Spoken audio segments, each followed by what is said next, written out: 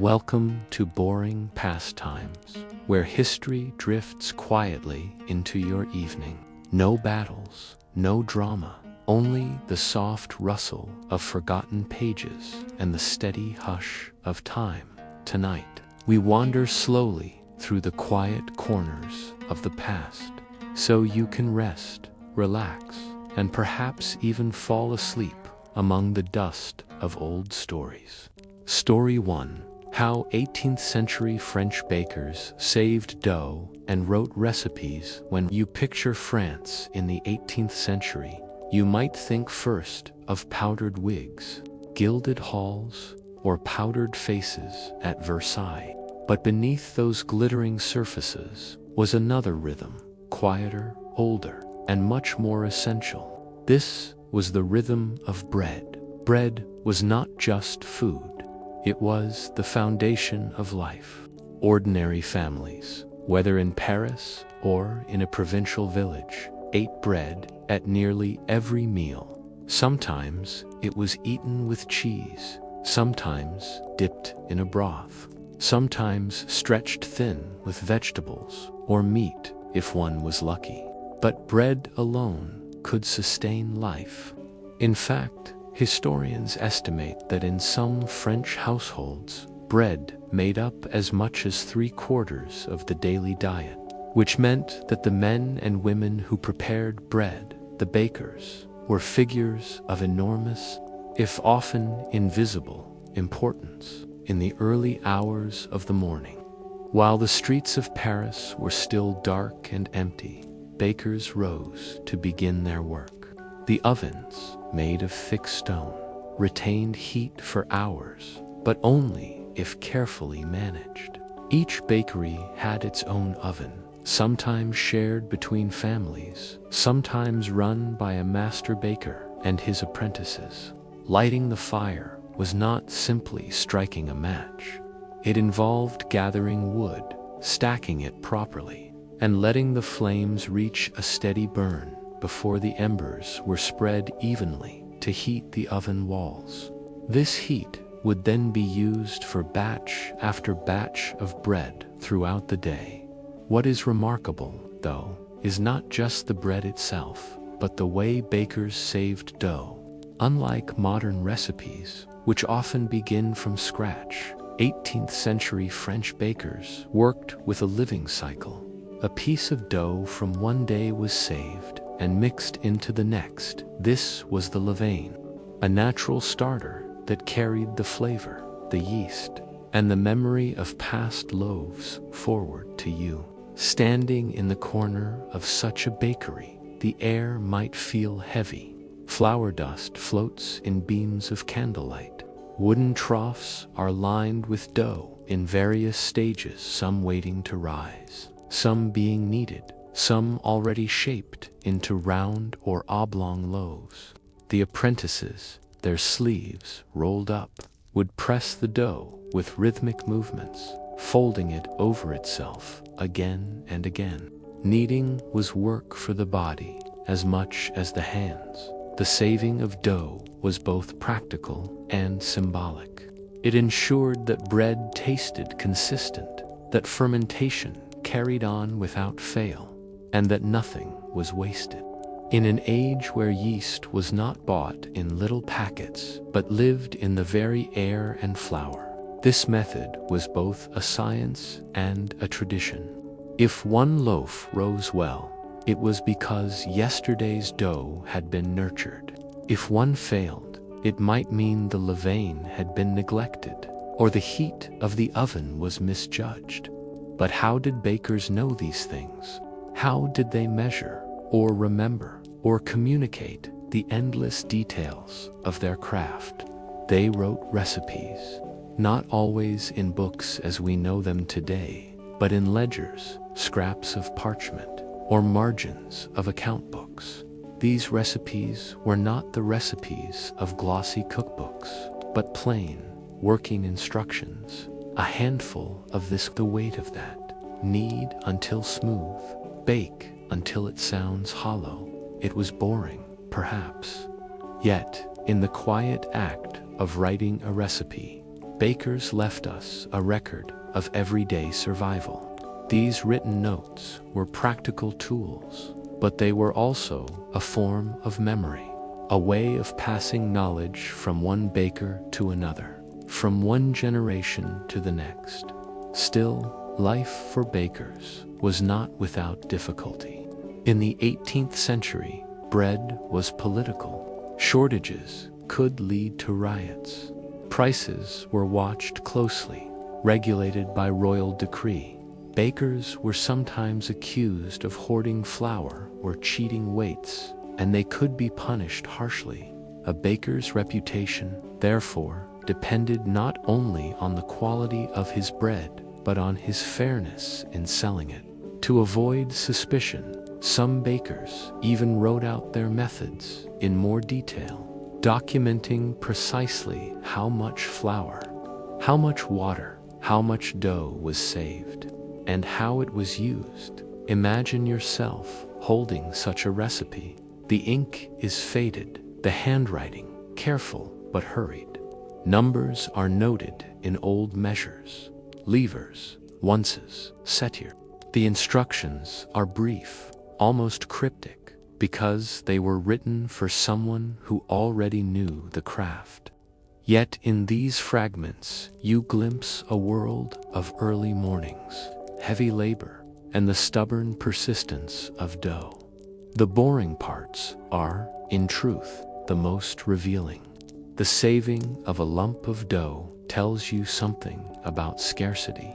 The writing of a recipe in a ledger tells you something about memory. The silence of a bakery before dawn tells you something about the patience required to feed a city. But what did it mean for the wider society that so much depended on these routines? How could a few notes in a baker's ledger or a handful of saved dough shape not only loaves but the lives of thousands? And if bread was life, as the French so often said, what happened when the dough was not saved, when the recipe was not written, when the bread did not rise? If the first hours of a baker's day were spent in heat and flour, the next hours belonged to measures, scales, and numbers. Bread was not merely food. It was a regulated commodity, and bakers in 18th century France found themselves trapped between the practical demands of their ovens and the political demands of the state. To understand this, you must imagine a city like Paris. By the middle of the century, the city's population was swelling past 500,000 people. Every one of those people expected bread. They might complain about the taste of wine or the scarcity of meat, but bread was the thing that could not fail. If bread disappeared, so too would calm in the streets. In 1775, for example, when rumors spread that bakers were hiding flour, riots broke out in what became known as the Flour War. People broke into bakeries, overturned ovens, and accused bakers of conspiring against the poor. This was not simply anger over food, it was anger over trust. Bread represented survival, and the baker was entrusted with the delicate balance between hunger and sufficiency. For this reason, bakers' practices were closely monitored. Local officials inspected weights and measures. Prices were fixed by royal edicts. Even the size of a loaf was prescribed. A baker might spend hours recording his accounts, writing down precisely how much flour he received, how many loaves he baked, and at what price he sold them. These records, though dull, were crucial. They protected the baker against accusations of dishonesty and offered officials evidence of compliance. The ledger, then, was as important as the oven. It was not enough to know how to save dough or how to shape loaves. One had to know how to document every step. Imagine the faded ink of these records, lists of flour deliveries, payments owed to millers, notations of batches baked and sold. Some entries would include short remarks about quality, flour of poor color, batch to wet, levain, week to day. These notes were reminders for the baker, but also a quiet testimony to the variability of daily work. The recipes, too, reflected this careful balance. When bakers wrote, they often emphasized consistency. One recipe might read, use 6 levers of flour, add 2 pots of water, mix with salt, save 1 pound of dough for tomorrow's levain. It sounds dry, but within these lines is the beating heart of survival. Consistency meant trust, and trust meant stability. It is easy now to underestimate how much these ledgers mattered. Today, we might think of recipes as creative or personal, something a family passes down in a kitchen notebook. But in the 18th century, recipes were also economic instruments. They showed that the baker adhered to rules, that he followed accepted measures, that he did not cheat the community. Even the act of weighing was fraught with importance. Scales had to be accurate, their weights regularly checked. In many towns, inspectors carried official sets of weights to compare against those of shopkeepers and bakers. If a loaf weighed less than it should, even by a small margin, the baker might face fines or worse. Some towns kept stocks in public squares, where bakers found guilty of fraud could be punished before their neighbors. The shame of such punishment could ruin a family business, leaving apprentices without work and customers without bread. Behind these official measures, there was another kind of measurement, the skill of the hand and eye. Bakers could not weigh every moment of fermentation. They could not measure the exact warmth of an oven heated by wood. Instead, they relied on signs how dough felt when pressed, how it stretched under the palm, how it smelled after resting. They wrote these things down, but often in ways that seem vague to us. Knead until supple, rise until doubled, bake until the crust sings. These phrases remind us that baking was as much intuition as calculation, and that the boring notes in a ledger carried the unspoken wisdom of daily craft. The intersection of law and labor sometimes produced curious contradictions. A baker might be ordered to sell bread at a fixed price, even if the cost of flour rose. In such cases, he bore the loss himself, cutting his own family's profit to maintain social peace. Some bakers complained, others complied. Still others sought quiet ways to stretch flour, perhaps by adjusting fermentation or by mixing in cheaper grains. These decisions were dangerous. Too much change, and customers would notice. Too much dishonesty, and the authorities would punish. The safest path was to remain within the narrow line of trust, even if it meant long hours for little reward. When you think of these bakers at their desks, bent over ledgers with quills in hand, it might seem far removed from the hot labor of kneading. Yet for them, both were part of the same duty. The oven provided bread, but the ledger provided legitimacy. Without the ledger, a baker's work could be questioned, his livelihood endangered. In this way, the dull act of writing numbers became as essential as the saving of dough. And so the question arises, why did bakers persist in writing recipes, ledgers, and notes so carefully, when much of it must have felt repetitive, even monotonous?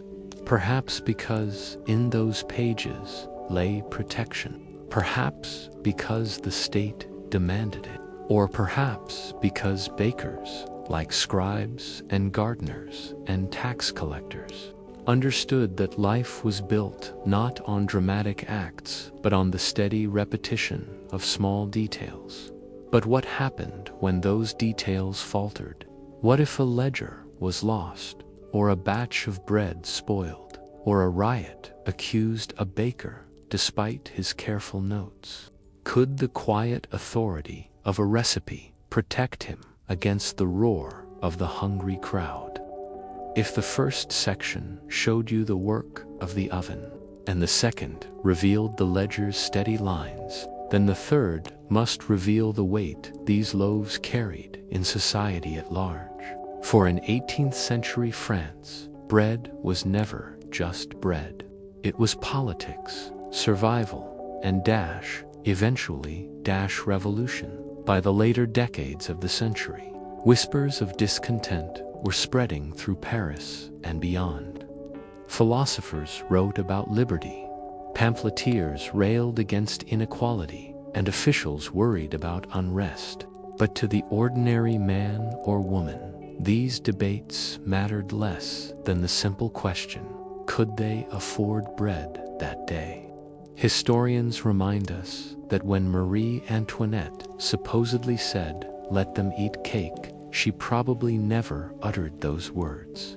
Yet the phrase has survived because it captured a truth. The elite seemed unaware of how precarious life was for those who lived by bread alone. A single bad harvest could raise prices beyond reach.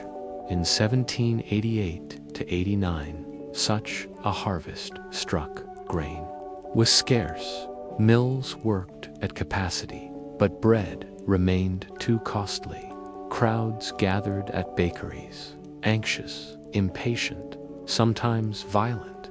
Imagine yourself standing in such a crowd. The air smells of smoke from ovens, but also of fear.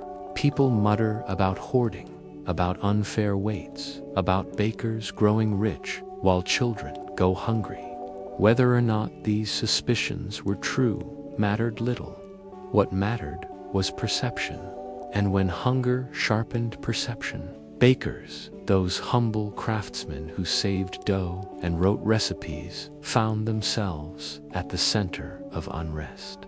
Some bakers tried to calm tempers by showing their ledgers, proof of honest dealings. Others pleaded that flour deliveries had been delayed. A few were attacked despite their efforts. In villages, suspicion sometimes spread to millers or grain merchants. But in cities, the baker was the face of the bread supply, the one visible link between grain and table.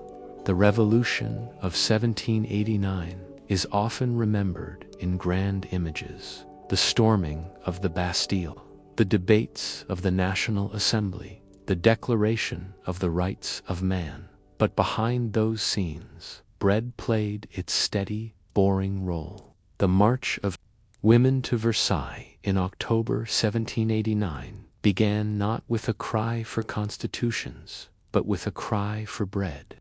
These women were not thinking of political theory. They were thinking of the price of loaves for their families. Bakers themselves faced a strange position. On one hand, they were ordinary artisans, working long hours for modest returns.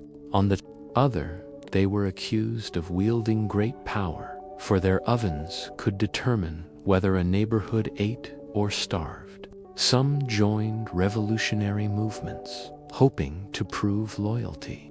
Others withdrew into their work, focusing on the repetitive safety of recipes and dough. And yet, even in these turbulent years, the saving of dough and the writing of recipes continued. The revolution might change kings and parliaments, but bread still had to rise. In fact, the revolution introduced new regulations about bread, including attempts to standardize the size and quality of loaves across France. One famous decree introduced the pain de l'égalité, the bread of equality, a standard loaf meant to symbolize fairness and unity. Whether the loaf truly satisfied the hungry is debatable, but the idea reflected how deeply bread was tied to society's sense of justice. The daily notes of bakers then were not only practical guides, they were small acts of continuity in a world of upheaval. Imagine a baker in 1790, his city alive with debate, his neighbors joining clubs and assemblies. Yet he still writes in his ledger, 2 sacks of flour received, 3 dozen loaves baked, levain strong today. The world outside might be turning upside down, but the language of bread remained the same. Looking back now, it is tempting to see these bakers as passive figures swept along by larger events. Yet their quiet work was central. Without their routines, the revolution might have unraveled into chaos even faster. With no bread, no crowd would have listened to speeches. No assembly could have met in peace. The dull labor of saving dough made possible the dramatic gestures of history. What lessons linger from these forgotten details? Perhaps that history is not only written in proclamations, but also in ledgers. Not only fought in battles, but also kneaded into loaves. The humble baker, rising before dawn, recording his weights, saving a piece of yesterday's dough for tomorrow, carried in his hands the nourishment of an entire people. And so the story ends, not with fireworks or grandeur, but with a simple reflection.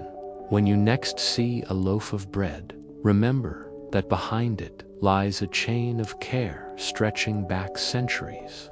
Remember that the revolution was sparked as much by hunger as by ideas. And remember that history itself, like dough, often rises from what is saved, written down and repeated in quiet persistence. But if bread was both sustenance and symbol, if it was both daily work and revolutionary spark, other forgotten labors of ordinary people carried such hidden weight in shaping history. Story 2. The dusty ledgers of medieval tax collectors. When you imagine the Middle Ages, your mind may turn to knights on horseback, castles with high towers, or monks in candlelit cloisters. Yet behind those dramatic images lay another force, one less romantic but far more enduring: taxes. Castles were not built from stone alone. Wars were not fought with courage alone. Monasteries were not maintained with prayer alone. All of them required money, or its equivalent in goods. And the task of collecting and recording these funds fell to a class of officials whose lives were lived among ledgers and tallies. The medieval tax collector was not a figure of glory.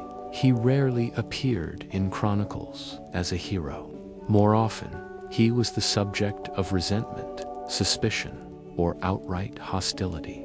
Yet, his work shaped the very fabric of medieval society. Through his hands passed the grain that fed soldiers, the coins that paid masons, the wool that supplied monasteries. And the traces of his work survive not in monuments, but in dusty ledgers, volumes filled with numbers, names, and notations that appear dull until you realize they were the backbone of kingdoms. Picture the scene: a small room, perhaps attached to a manor house or a royal office. The walls are plain. A heavy wooden table stands at the center, its surface scarred with years of use. Upon it lies a ledger thick, bound in leather, its pages filled with dense writing.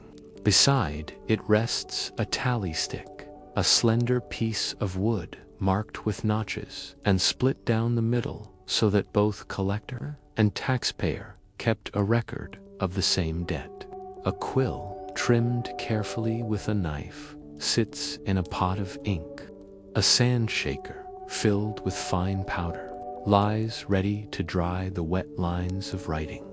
The tax collector sits with these tools before him, not in armor or robes, but in ordinary garments. His work is not to inspire, but to calculate. Villagers approach in turn, bringing coins, sacks of grain, or promises of labor. Each payment is entered into the ledger, each promise noted. The language of these entries is terse, often in Latin, sometimes in the vernacular. Always precise. Johannes Filius Petri, 2 hens in rent. Agnes the widow, half a bushel of barley. Gisham the miller, 3 pennies in arrears. What seems monotonous today was, in fact, a delicate balancing act. A collector had to judge fairly what was owed and what was possible. If he pressed too hard, the village might resist. If he was too lenient, the lord or king might accuse him of negligence. The ledger, then, was both shield and burden, protecting him from accusations while recording his responsibility for the villagers. These encounters were moments of anxiety. Taxes were often resented, but refusal was not an option. A man who could not pay might be required to pledge part of his harvest. A widow might surrender a chicken or promise labor in the fields. Such small entries, written in ink or carved into wood, reveal the texture of medieval life more vividly than many chronicles. Each line tells a story of survival, of how much grain could be spared, how many animals could be lost without hunger, how much coin could be gathered before winter. The ledgers themselves varied in form. Some were neat, written in elegant script, with margins ruled and headings in red. Others were cramped and hurried, the ink fading, the pages smudged. A well-kept ledger was a sign of an orderly estate, but even the messy ones carried authority. Bound in leather, stored in chests, guarded in treasuries, these books held the memory of obligations that stretched across generations. The tally stick, too, was more than a simple tool. By splitting the stick, one half kept by the taxpayer and the other by the collector, trust was established. Neither could alter the record without detection. To you, the notches might look meaningless, but to those who lived under them, they were binding marks of duty. In England, tally sticks survived for centuries, so important that when the system was finally abandoned in the 19th century, the burning of old sticks accidentally caused the fire that destroyed the Houses of Parliament. Such was the endurance of a seemingly dull device. The collector himself lived in a liminal space. He was neither peasant nor noble, often caught between the resentment of those he taxed and the demands of those he served. Villagers might curse him behind his back, yet they also knew he was part of the same fragile community. Lords might rely on him, yet also suspect him of skimming profits. His ledger, then, was more than paperwork. It was evidence of his loyalty, his honesty, and his worth. The work of writing was itself a labor. Quills wore down quickly, requiring constant sharpening with small knives. Ink could blot or fade. Mistakes had to be crossed through carefully, for erasures might be seen as fraud. Sand was sprinkled over each entry to dry it, and the turning of heavy pages required care not to smudge the ink. Day after day, year after year, collectors filled these ledgers, leaving behind thousands of pages that few ever read, but without which kingdoms could not endure. It is tempting to overlook these details, to say that battles and kings mattered more than the recording of 2 hens or 3 pennies. Yet, when you step back, you realize that these small entries sustained the larger events. Without hens, soldiers went hungry. Without pennies, bridges went unrepaired. Without grain, monasteries could not feed travelers or the poor. The ledger, dusty and dull, was the quiet heart of medieval society. But what happened when the ledger failed, when debts went unpaid, when crops failed, when collectors were accused of corruption? How could a few lines of ink determine the stability of an entire community? The ledger, with its neat lines and columns, was supposed to bring clarity. It was meant to settle disputes, to protect both the collector and the collected, to stand as the final word in matters of obligation. Yet, behind the steady strokes of quills lay a fragile system, built on trust, and trust was easily broken. Medieval tax collectors operated in an environment where suspicion was constant. To the villagers, the collector often appeared as an outsider, someone who arrived with authority but little sympathy. To the lord or king, the collector was a subordinate who might pocket a portion of the dues before sending the rest. Between these 2 poles, the collector walked a narrow path, where accusations of corruption or incompetence could ruin him. Consider the problem of grain. Grain was the most common form of tax in kind, and it was notoriously difficult to measure fairly. A bushel could be pressed down tightly to appear smaller, or heaped high to appear larger. Moisture could make it heavier. Stones could be slipped into the sack. A dishonest taxpayer might try to cheat by bringing poor quality grain. A dishonest collector might cheat by recording less than he received. Ledgers show signs of these disputes. Notations such as suspect, measure, or marginal notes demanding reweighing. The tally stick helped, but it was not infallible. A collector could still manipulate scales or delay recording payments to his advantage. Villagers, for their part, might claim they had paid when they had not, or that their tally half had been altered. To guard against such claims, collectors sometimes brought witnesses to transactions. These were usually other villagers or estate officials, whose names appear in the margins of ledgers, in the presence of Robertus, or witnessed by 2 men of the manor. Complaints against collectors were frequent enough to leave a trail in royal and ecclesiastical records.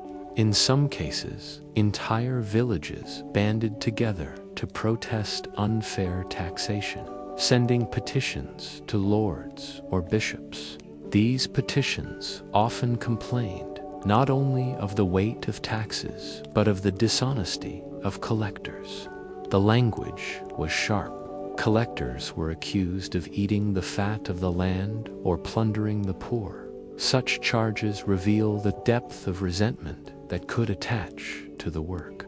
Even if the collector had acted with relative fairness, corruption was not always a matter of greed. Sometimes it was survival.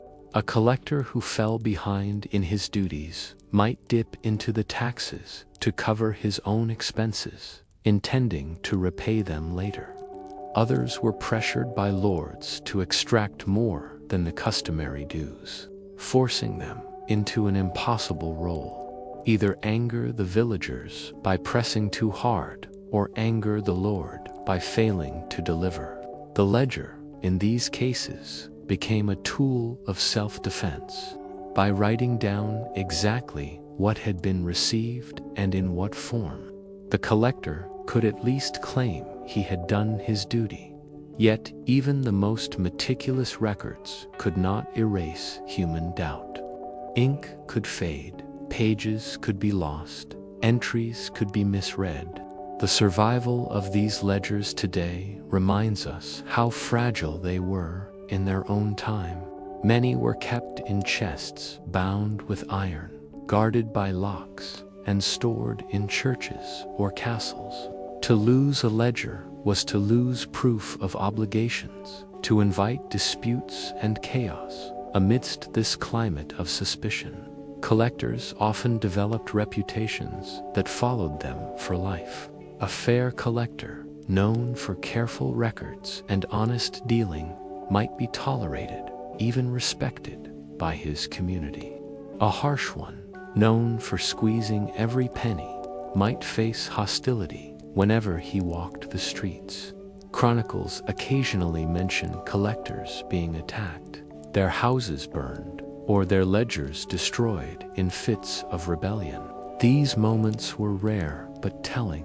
When social pressure broke, the ledger became the symbol of oppression, and to burn it was to erase debts in one fiery gesture. And yet, despite the risks, the system endured. Year after year, collectors sharpened their quills, opened their ledgers, and recorded the endless stream of small obligations: hens, pennies, bushels, days of labor. These notes, dull as they seem, were the glue that held estates, towns, and kingdoms together. Without them, rulers could not plan campaigns, monasteries could not feed pilgrims, and lords could not maintain castles. It is here that we see the paradox of medieval taxation. The collector, often despised, was at the same time indispensable. His ledger was both hated and necessary. Villagers might curse him, but they also relied on him to keep the system predictable. A fair ledger meant debts were known, not arbitrary. It meant obligations could be measured, not endlessly demanded. In this sense, the boring work of the collector provided a form of stability, even if it was resented. But what happened when larger forces disrupted this fragile balance? When famine struck, when war ravaged fields, when plague emptied villages, how could the ledger's steady lines account for absence, loss, and death? Could ink and tally marks contain the collapse of entire communities?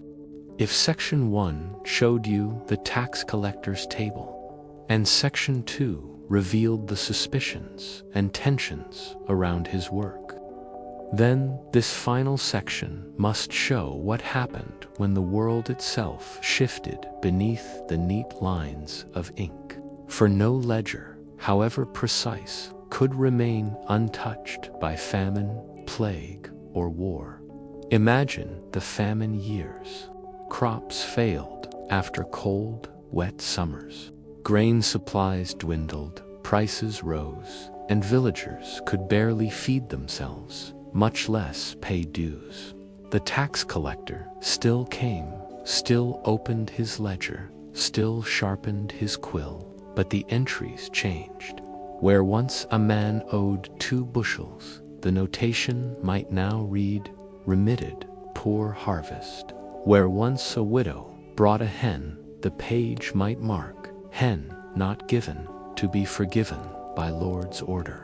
These notes, spare and unemotional, reveal the hardship more clearly than any dramatic tale. Behind each short phrase was a family surviving on bark bread, or going hungry through the winter. Plague left its own marks in the ledgers. When the Black Death swept through Europe in the 14th century, some villages were left half empty, some nearly abandoned. The tax collector recorded the absence in the same dry language: Johanna's dead of pestilence, Agnes land vacant. Page after page, the entries turn into a roll call of absence. The ledger, designed to measure life's obligations, became instead a witness to death's reach. For collectors themselves, plague and famine were no less dangerous. Many died in the course of their duties, exposed to sick communities or weakened by hunger like those they taxed. Others found themselves with little to collect, yet still bound to produce accounts for their lords. In these cases, the ledger became a record of decline. Thin pages filled with arrears, exemptions, and vanished names. War, too, scarred the records. Armies moved through countryside, trampling fields, seizing stores, burning villages. Collectors sometimes followed in their wake, noting destruction in terse remarks. Fields wasted by war, mill burned, no payment this year. These are among the most haunting entries because they show the machinery of administration grinding on, even in ruins. The tax must still be recorded, even if it could not be paid to us. Reading such notes centuries later, they may seem bleak, even cruel. Yet the very survival of these records is remarkable. They show that in the midst of collapse, someone still cared to write, to preserve, to account. The collector, however humble, became the historian of his own time, though not in sweeping narratives, but in the smallest details of hens, pennies, and absences. It is here that we glimpse the true importance of boring history. The chronicles of kings tell us of battles won and treaties signed. The poetry of monks tells us of visions and saints. But the ledger tells us how ordinary people endured. It tells us who lived in a village, who owned land, who died of pestilence, who could not pay because crops had failed. It gives us names, thousands of them, scratched in ink that has outlasted stone towers and noble families. Think of the collector writing one winter evening. The wind howls outside, the fire burns low. He dips his quill, steadies his hand, and enters another line. To pence from Thomas, one hen from Alice, no payment from Hugh, gone with sickness. He does not know that centuries later his words will be studied. He does not imagine that his dull record will become a treasure for historians. For him, it is duty, routine, perhaps even drudgery. And yet, through his boredom, we now see a world otherwise lost. When famine ended, when plague receded, when peace returned, the ledger endured. It carried memory forward, linking one generation to the next. It allowed estates to recover, lords to plan, and communities to rebuild.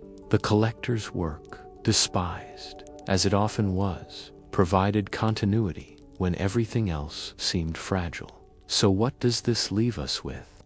Perhaps the reflection that history depends not only on dramatic acts, but on the quiet persistence of record-keeping. Perhaps the thought that every society needs its collectors, its scribes, its bookkeepers, to preserve order through turmoil. Or perhaps the humbler truth that boring details, written in ledgers no one wished to read, are sometimes the only voice that speaks across centuries. And if we ask, at the close of this story, what other forgotten figures, working in ink and dust, preserved history without meaning, to what other ledgers, notebooks, or scraps might still lie waiting, silent witnesses to lives otherwise forgotten? Story 3. The long wait for the stagecoach, inns, timetables, and patience in Georgian England.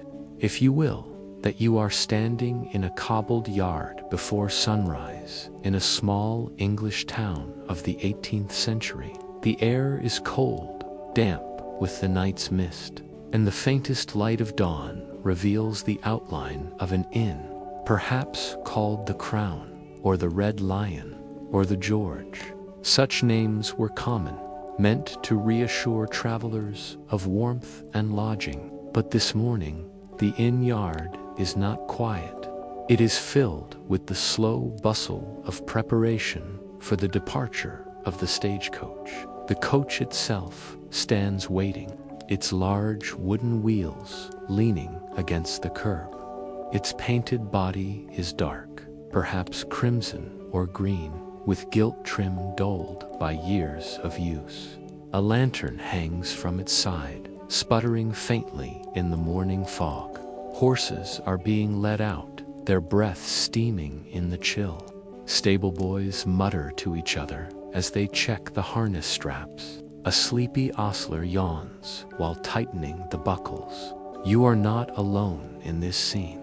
Other travelers wait, too, gathered in their cloaks, mufflers, and tricorn hats.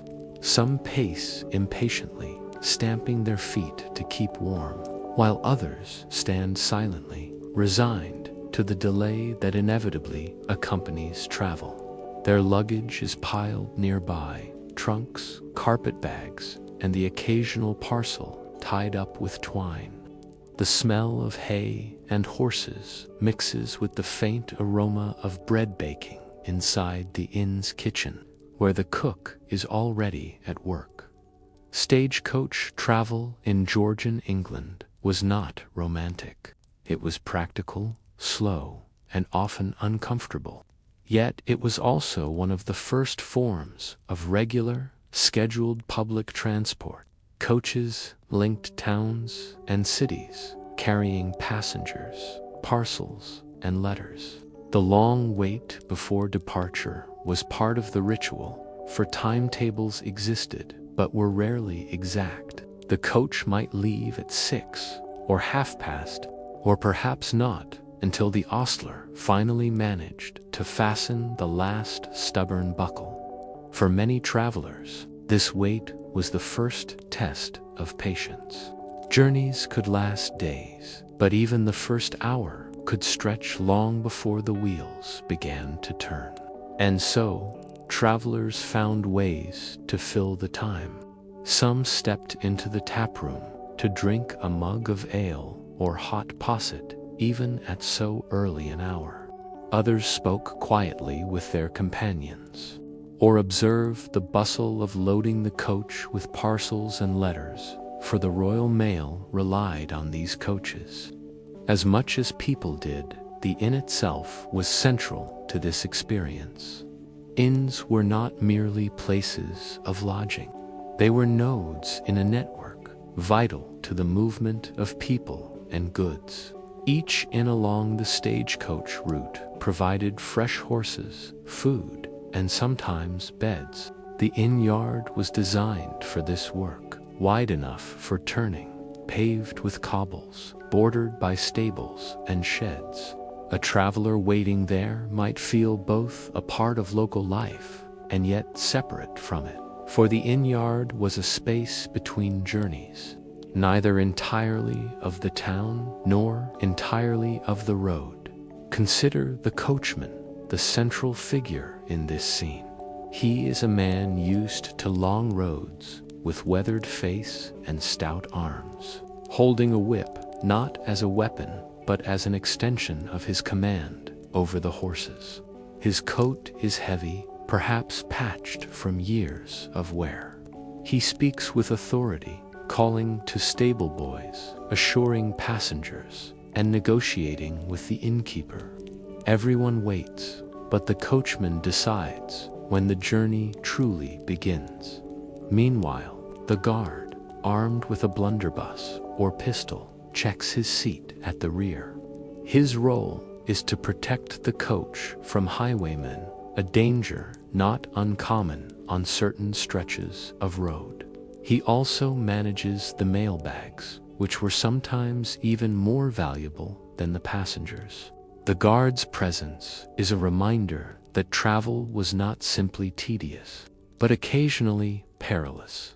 Still, the greater danger to the average traveler was not a robber, but the discomfort of the journey itself, cramped seating, jostling over rough roads, exposure to wind and rain.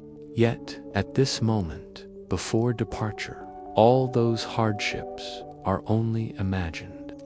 For now, the inn yard is filled with anticipation, with the sound of iron-shod hooves on cobbles, the creak of wood, the murmur of travelers. What makes this waiting scene interesting is not its drama, but its ordinariness.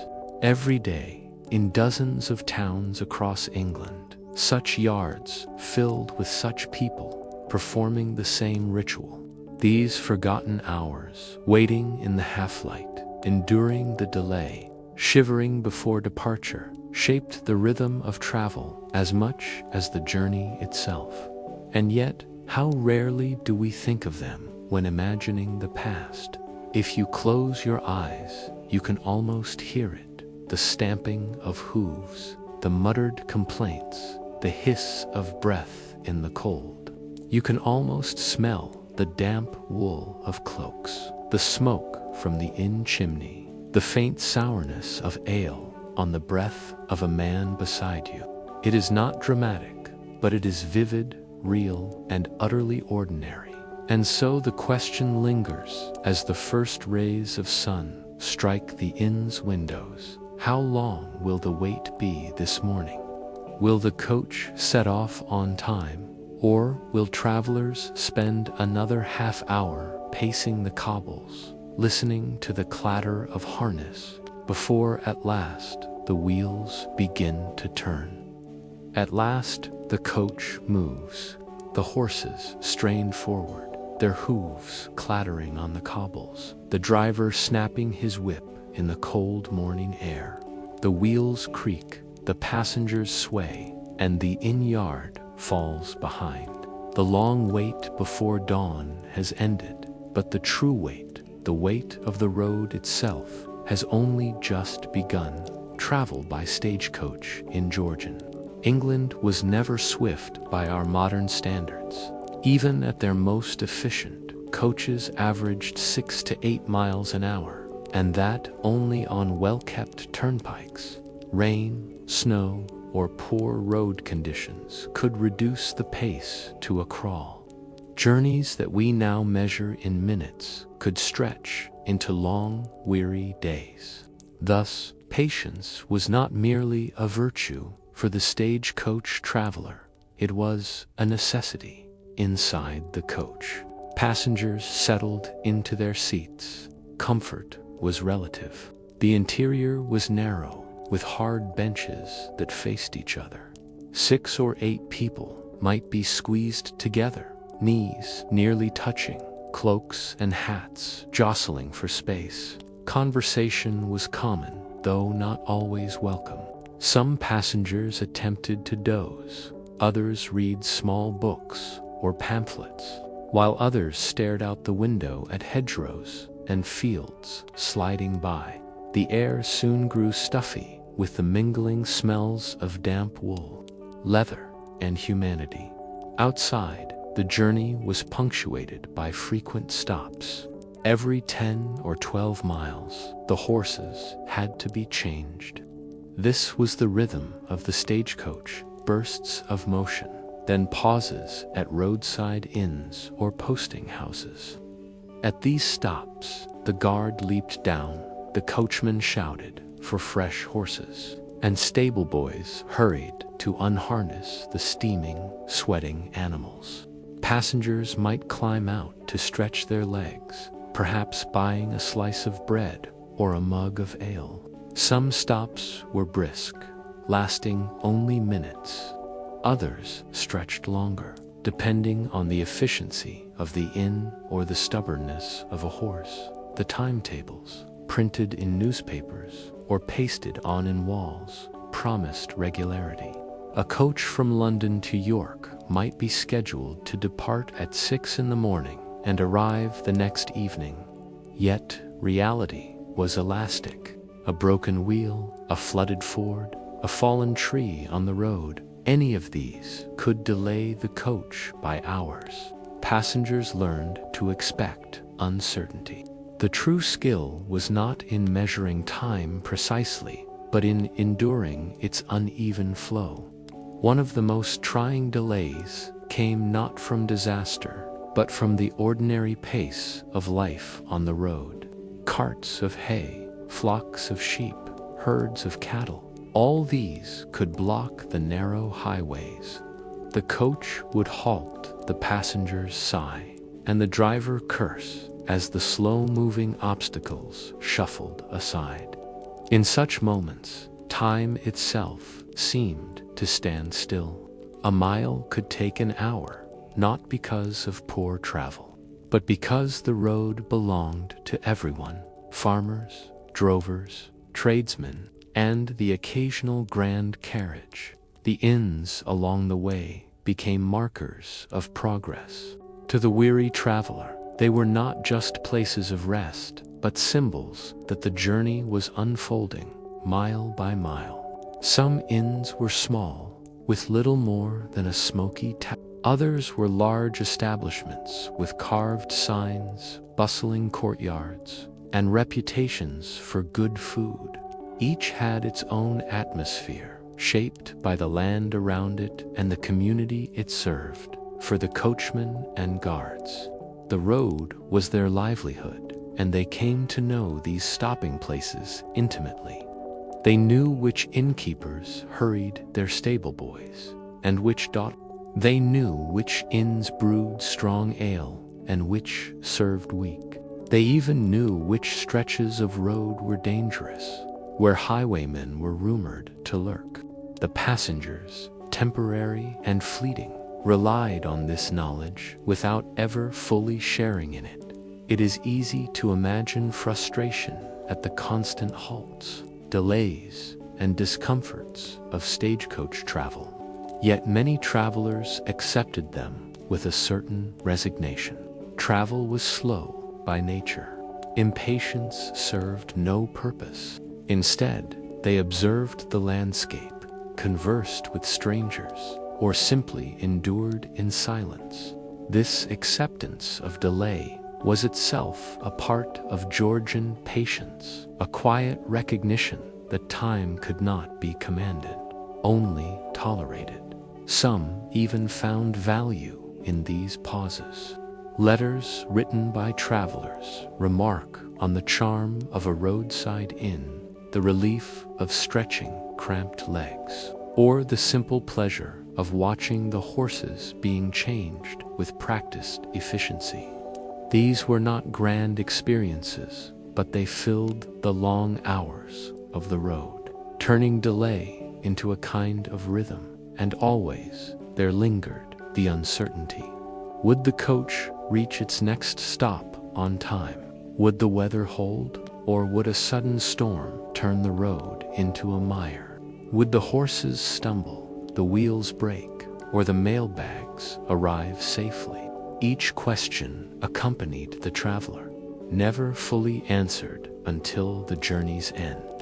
Thus, the long wait of the road was not confined to the inn yard at dawn. It stretched across every mile, every stop, every pause for sheep or storm. It was the essence of stagecoach travel, a lesson in patience, drawn out mile by weary mile. And so, as evening falls and the coach draws into another inn yard, lamps being lit and supper smells drifting from the kitchen, one wonders, will the journey continue smoothly tomorrow? Or will fresh delays test the patience of weary travelers yet again? The journey, long and uneven, eventually brings you to the edge of a town or city. After days on the road, jolted over ruts, delayed by rain, hemmed in by flocks, and lulled by the monotony of hedgerows, the approach to arrival feels both sudden and overdue. The coach rattles more noisily now, its wheels striking the paved stones of the outer streets. The travelers shift in their seats, stretching stiff limbs, smoothing crumpled clothing. The long wait of the road is nearly over. Arrival was never as precise as timetables promised. A notice might have declared London to York, 36 hours, but the reality could vary widely. Passengers rarely expected punctuality. Instead, they were grateful simply to arrive within the general span of time predicted. The relief of reaching one's destination was greater than any irritation at lateness. The coach entered the bustling heart of town, drawing attention as it passed. Children might run alongside, dogs bark, and onlookers glance up from market stalls. A stagecoach was more than transport. It was an event, a visible sign of connection between distant places. Its painted body, its guard's horn announcing arrival, its rumbling wheels, all these made it a spectacle that punctuated the life of a community. For the passengers, the final halt came in another inn yard. Here, trunks were lifted down, parcels handed over, and farewells exchanged. Strangers who had endured hours together in cramped quarters parted ways, perhaps never to meet again. Some hurried off into the town with purpose. Others paused, stiff from the journey, and lingered in the yard, savoring the end of travel before stepping into a new rhythm of life. The inn yard of arrival was not so. Different from the inn yard of departure, yet it carried a different weight. The first had been filled with anticipation, the second with relief. Both were thresholds, marking the boundary between waiting and movement, between the known and the unknown. Stagecoach travel, for all its discomforts, changed how people thought about distance and time. Before regular services, journeys were haphazard, dependent on private arrangements, uncertain in duration.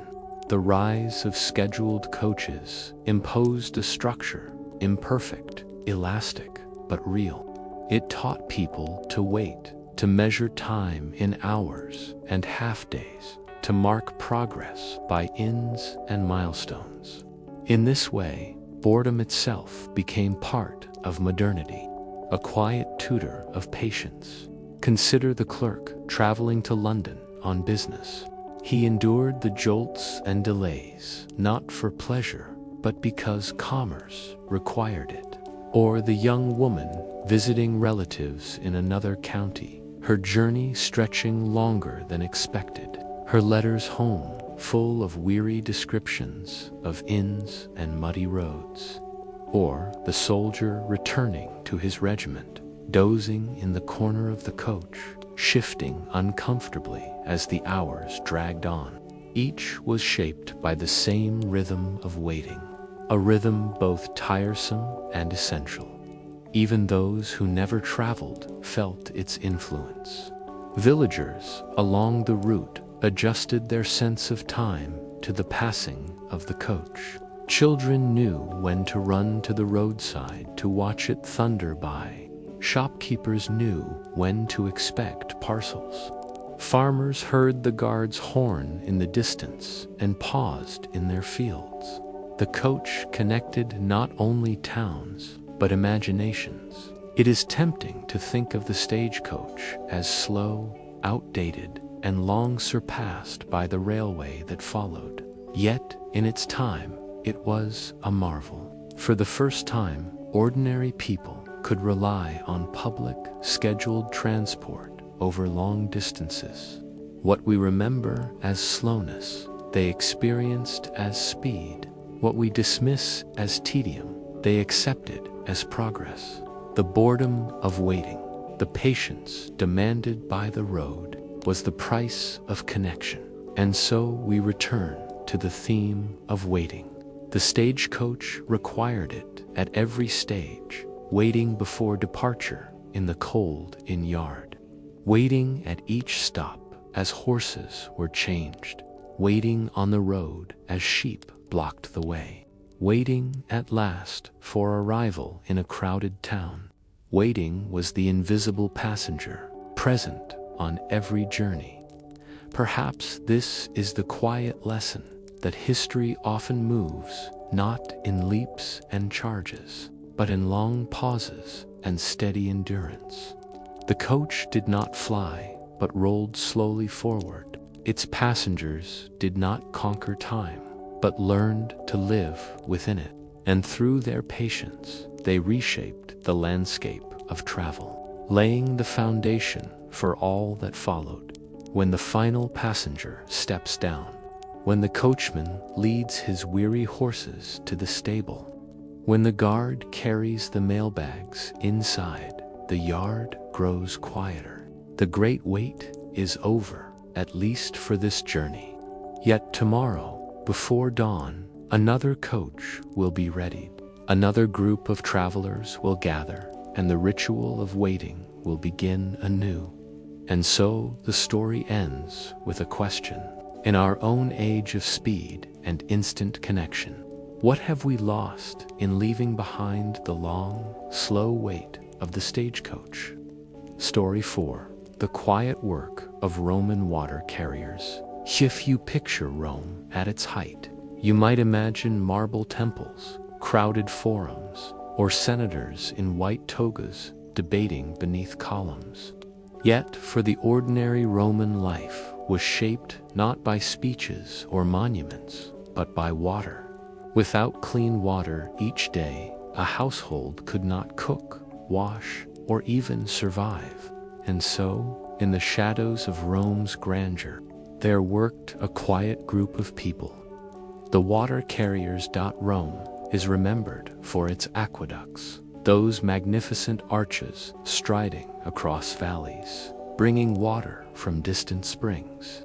But aqueducts did not pour directly into every home. Most Romans, especially the poor who lived in insulae apartment blocks, had no private supply. Instead, they relied on public fountains scattered through the city.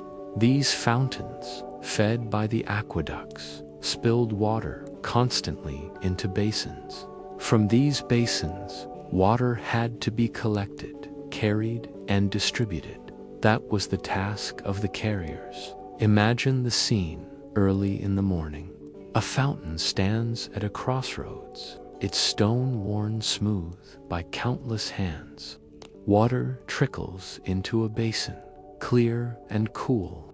Around it gathers a small crowd, women with clay jars, children with small pitchers, and the professional carriers with their sturdy buckets.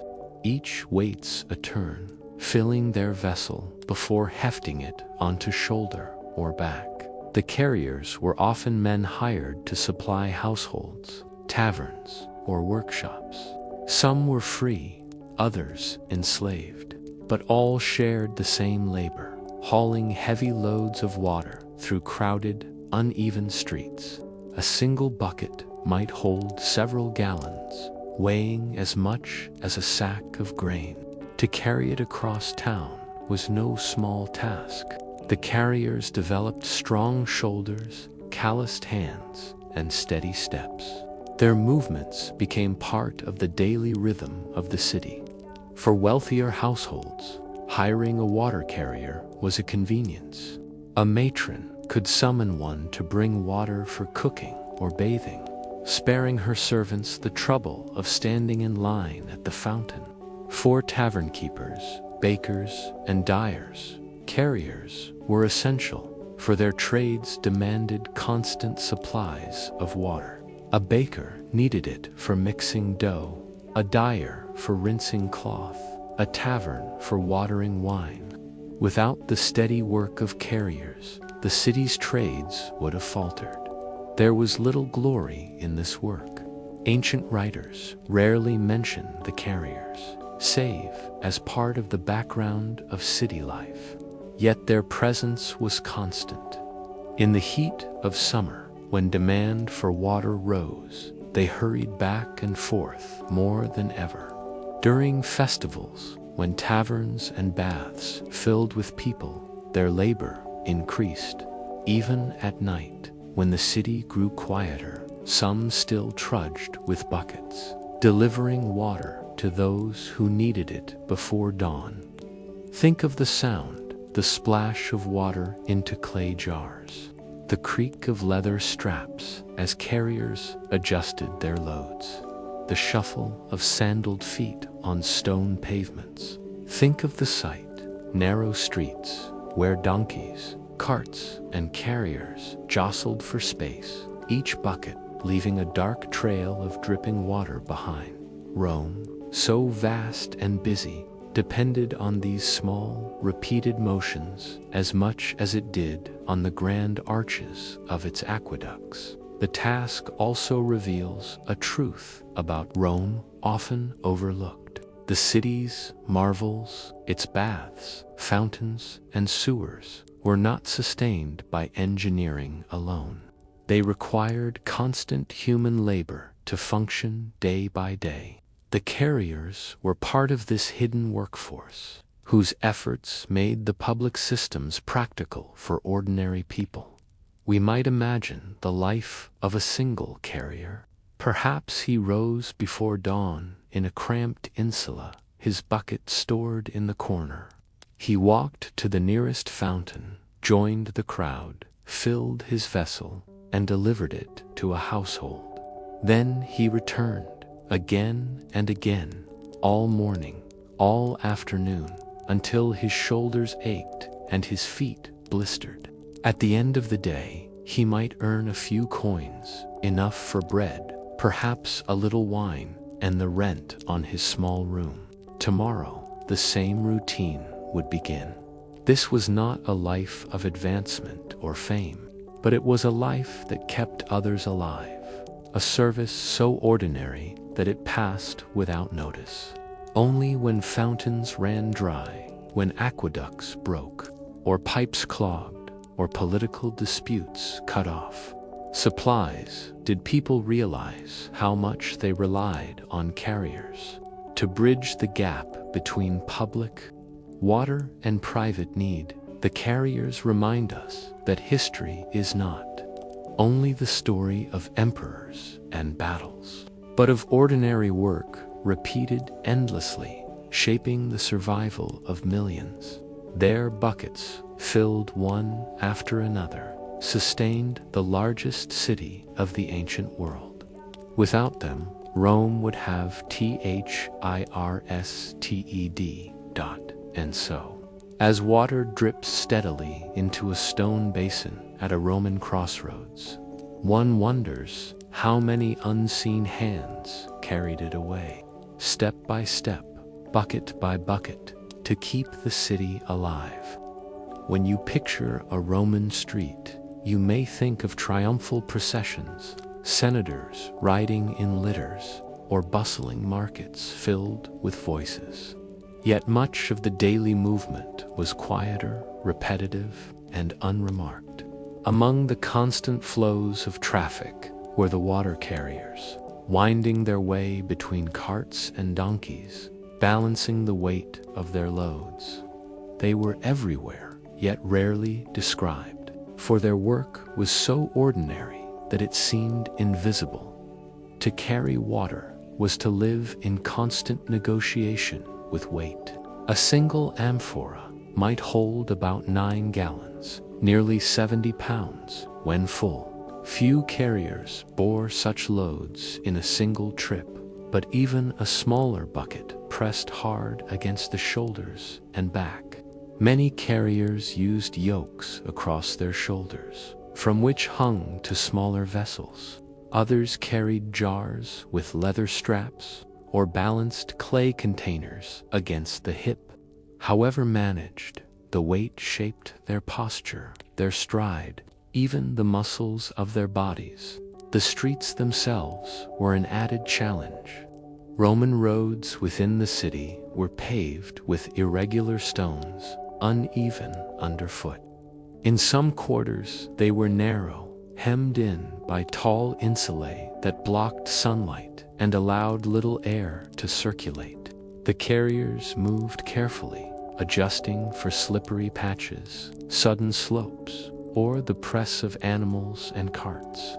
At times, they must have spilled water onto the stones, leaving rivulets that joined the city's runoff, vanishing into drains. Each spill was a small loss, reducing their earnings for that trip.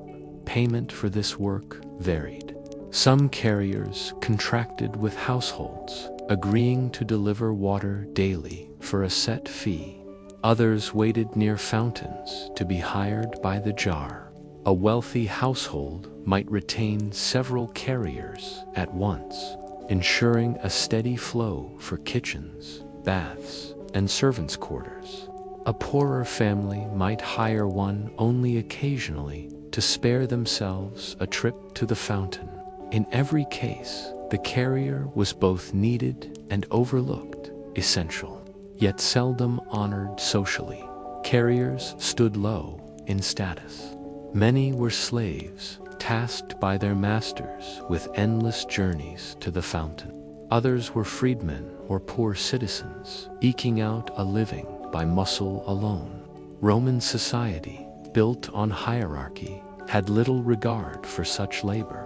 Writers admired architects, engineers, even artisans, but scarcely noted the carrier's toil. And yet, without them, the marvel of Rome's aqueducts would have been little more than stone and water, flowing uselessly into the streets. The carriers also lived within Rome's complex economy of survival. A day's earnings might be spent immediately on bread, olive oil, and the rent for a small room. Some carriers likely shared lodgings, pooling coins to afford space in the crowded insulae. Illness or injury could mean disaster, for the work required constant physical strength. Unlike skilled tradesmen, carriers had little protection or advancement. Their lives were precarious, balancing survival against exhaustion. Yet their work placed them in constant contact with others. At fountains, they mingled with women drawing water for households, children fetching small jars, and officials inspecting flow rates. In courtyards and kitchens, they met slaves, cooks, and servants who relied on their deliveries. They crossed the city daily, from rich districts with marble villas to crowded quarters where tenements rose high above narrow streets. Few professions moved so widely, touching so many corners of Rome in this sense. Carriers were both marginal and central, marginal in status, central in function. Their endless trudging linked aqueduct to household, public infrastructure to private need. They were living conduits, without whom the engineered system would falter. Rome's grandeur, so often celebrated, rested on their weary shoulders. Think of one such carrier, late in the day.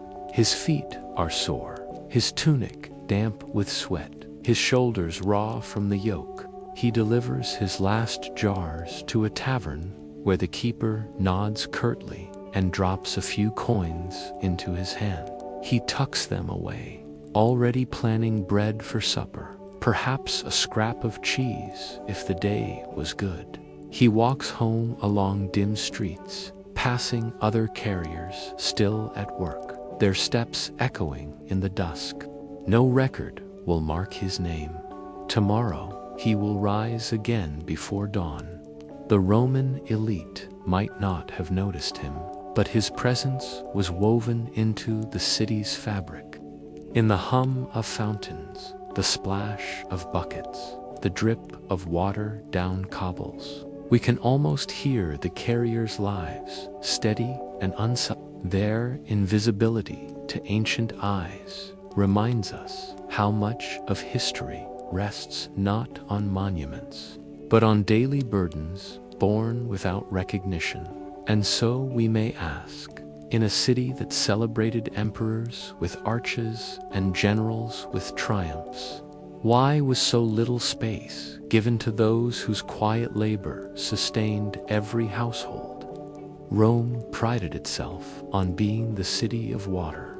Aqueducts arched across valleys, fountains splashed in plazas, and bathhouses steamed with hot and cold flows. But even the most impressive systems are fragile, and it was often the carriers who felt the first strain when things went wrong. Periods of drought, though rare, pressed heavily on the city. Springs ran lower, flows diminished, and public fountains produced less. In such times, water carriers faced both greater labor and greater demand. Wealthy households, unwilling to spare their baths or fountains, paid more for delivery. Poorer families, who once could send children to fill a small jar for free, now found the fountains crowded or nearly dry. A carrier could charge higher rates, but might also face anger in the streets, where tempers sharpened over every bucket. Equally disruptive were repairs and interruptions to the aqueducts themselves. Sabotage, landslides, or neglect could block channels. Roman officials dispatched teams to inspect and mend the stone conduits. But until repairs were finished, fountains slowed or stopped. For carriers, this meant longer walks to find a working source. Imagine trudging across the city with empty buckets, only to discover the fountain dry and being forced to continue on, further and further, until one still flowed. Every step without water was lost labor, lost time, and aching weight returned unfulfilled. During times of crisis, carriers became more visible. A household with stored cisterns or private wells might manage for days, but most depended directly on deliveries. In emergencies, carriers might be ordered to prioritize military camps, bakeries, or baths. Their movements reflected Rome's priorities, and those priorities often excluded the poor. But crises were not only natural or structural. Disease spread through water as well, and carriers were at the front line of risk. Contaminated jars, unclean vessels, or tainted sources could spread sickness quickly. Some scholars speculate that carriers, handling countless buckets in all quarters of the city, may have been inadvertent vectors for contagion. Their very mobility, their strength as connectors of neighborhoods, also carried unseen dangers in the broader sweep of history. The water carrier's role diminished as infrastructure grew. Wealthy households increasingly invested in private connections, pipes that brought aqueduct water directly into courtyards or cisterns. Baths and fountains remained public, but private access marked status. Over time, fewer elite households relied on carriers, leaving them more confined to serving poorer districts. Their work did not vanish, but it narrowed, pressed into the margins of the city's expansion. Still, across centuries, the carriers remained. From the Republic into the Empire, they trudged the same stones, bent beneath the same loads. When emperors boasted of new aqueducts, it was the carriers who turned distant springs into household water. When poets praised Rome as mistress of the world, it was the carriers' labor that kept kitchens steaming, laundries soaking, and taverns open. And yet, history gave them no monuments. No inscriptions honor a guild of water carriers. No statues preserve their likeness. Their memory lingers only in passing remarks, in the faint outline of a job so ordinary that it dissolved into silence. They carried water as countless others have done in countless places, vital yet invisible. In this invisibility lies a quiet truth that the grand structures of history, the arches and temples, stand only because countless unnamed people bore their weight in daily tasks. Rome could boast of aqueducts spanning valleys, but without the men and women who trudged its streets with buckets, the miracle of water would have remained distant, out of reach. When you imagine Rome now, with its ruins and museums, think also of those who left no stone, no inscription. Think of the carriers, bent beneath their yokes, weaving endlessly through the crowd. Their names are lost, their voices unheard, but their footsteps once beat endlessly on the stones, a rhythm as steady as the flow of water itself.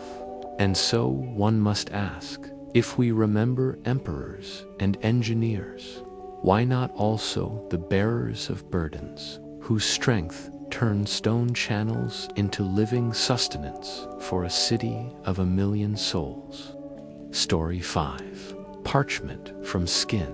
The quiet labor of medieval page making. 1. You picture a medieval manuscript. Your eyes may rest on the words and illuminations, the saints in gold leaf, the curling letters of monks, or the margins filled with whimsical beasts.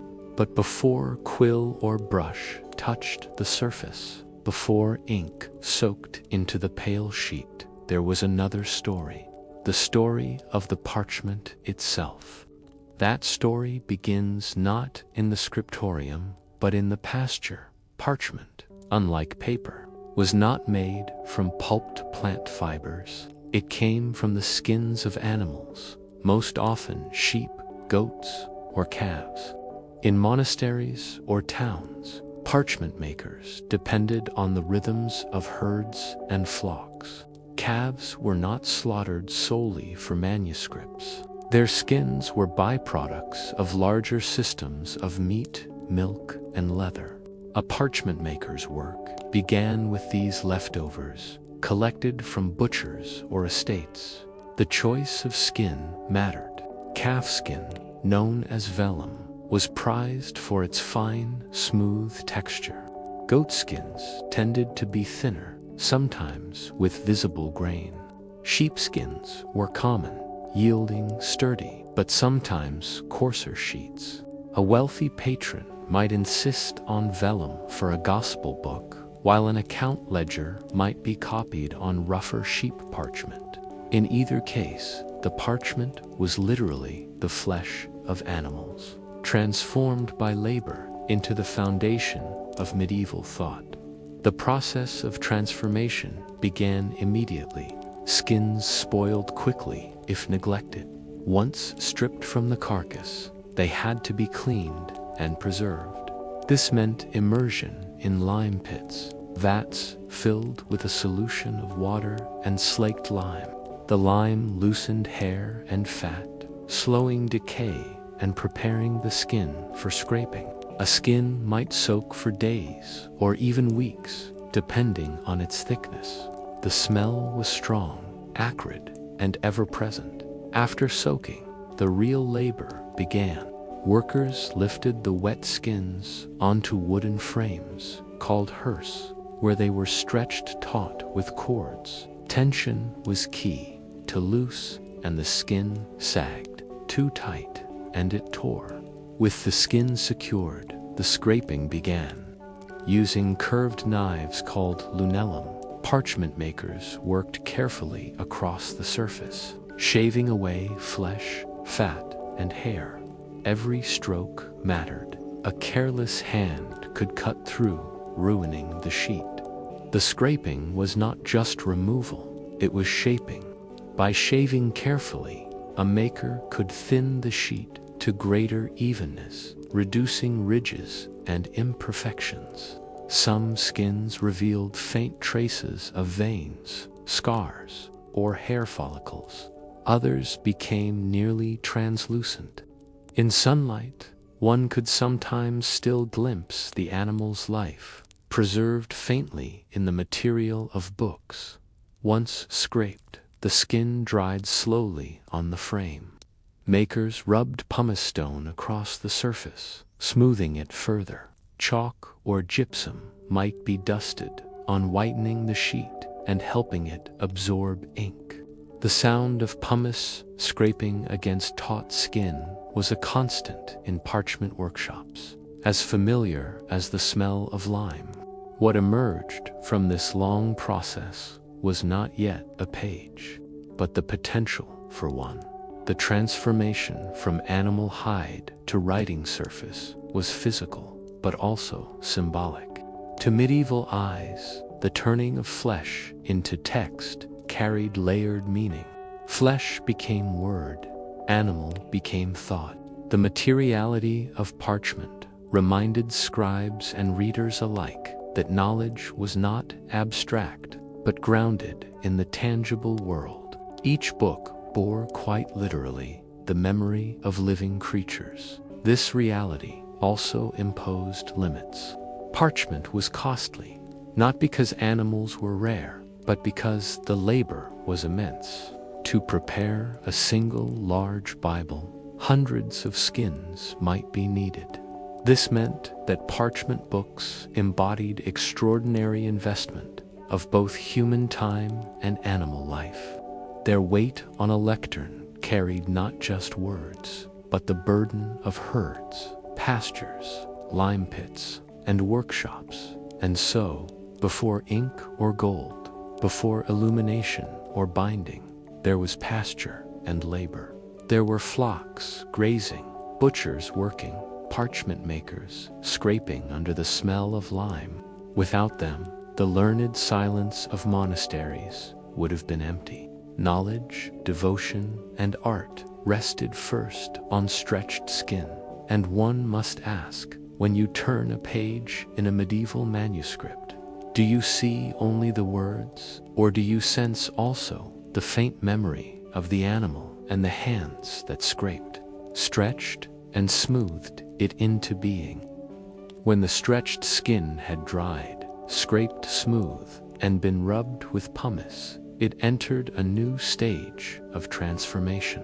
What lay on the parchment maker's frame was still a hide, irregular in outline, broader at the belly, narrower at the legs, often with ragged edges.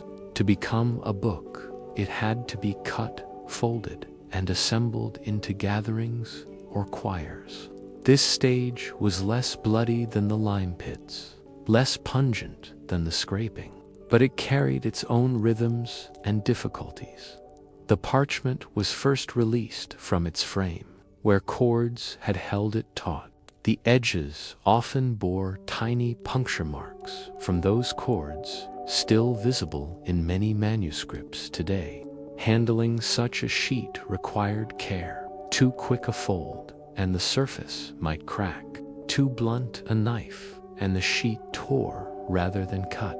Scribes and bookmakers worked with knives honed fine, their blades moving slowly, dividing the irregular hide into rectangular leaves because the hides were never perfect rectangles. Cutting required judgment. A maker had to decide how best to fit the largest usable sheets from the available shape. The spine of a book demanded more regularity than a rough ledger. Yet even the finest manuscripts bore slight irregularities, corners angled, edges uneven, or veins faintly visible on one page, but not its neighbor. A book, then, carried within it not only text, but the memory of the animal's form. Once cut, the sheets were folded. A single sheet folded once produced to leaves 4 pages. Folded again, it made for leaves, or 8 pages. Folded yet again, it grew into a quire, the basic building block of a codex. But parchment resisted folding more than paper. The thicker the hide, the more stubborn the crease. Makers rubbed along folds with smooth bones, pressing them flat, training the skin into new obedience. This folding was not simply practical. It created a quiet geometry, leaves nested within one another, gathering into choirs of 4, 6, or 8. Each choir was a small book in itself, awaiting binding into a larger whole. The order of leaves within choirs mattered greatly. A scribe needed to know the sequence, to copy text without skipping or repeating, to prevent confusion. Parchment makers and scribes marked the bottom of sheets with tiny signatures, faint letters, or numbers that guided assembly. Many of these marks remain hidden at the foot of medieval manuscripts, overlooked by casual readers. Yet even at this stage, the parchment's animal origin lingered. Each sheet had 2 sides, the flesh side once turned inward, and the hair side once turned outward. The 2 sides differed subtly. The flesh side was often smoother, more uniform, better for writing in fine script. The hair side bore faint traces of follicles, sometimes tiny dark specks where hairs had been plucked.